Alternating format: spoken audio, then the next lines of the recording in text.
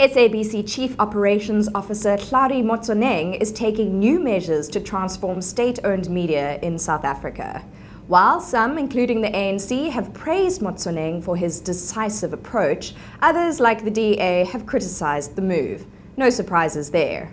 Motsoeneng claims 90% of South Africans back his approach, but last time I checked, no one had asked me how I felt about the move. So, what exactly are the new commandments of public broadcasting? Well, here's number 1. No more protests. Motsoeneng says when people see cameras and journalists, they start burning. In my experience, that is at least sometimes true. Demonstrators, much like politicians who stand in the National Assembly, understand the power of audience. Motsoeneng insists the SABC won't show visuals of protests since they incite violence. But maybe a blanket ban on reporting the facts isn't the only answer. 2. Local is lekker. The country's state-run radio stations are now obliged to run 90% local music. They face penalties if they do not. Television stations will also run more local content as of 1 July. And that's great for our local artists. It could inject life into our music industry, from AKA to Sokkie Treffers and the underdeveloped local Indian market.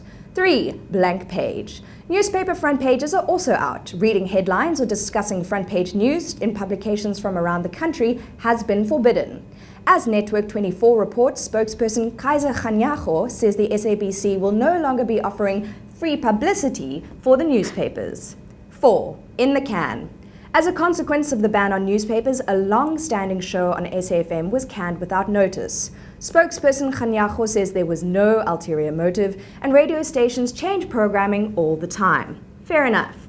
The editors in which newspaper editors discussed the week's stories was pulled from the airwaves last Sunday.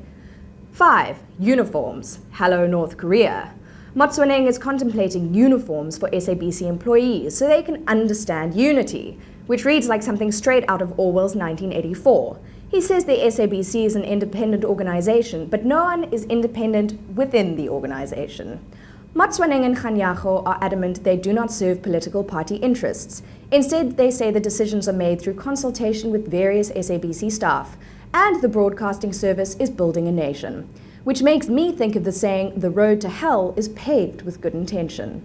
It's worth keeping in mind we are in an election year, and media control matters, whether at the hands of the state or private enterprise, especially in a country where many people's access to news is chiefly via radio. This isn't to say we shouldn't be alert to the tactics even when it isn't the SABC's Sunshine News, and we have endless reports of protests, corruption, and crime.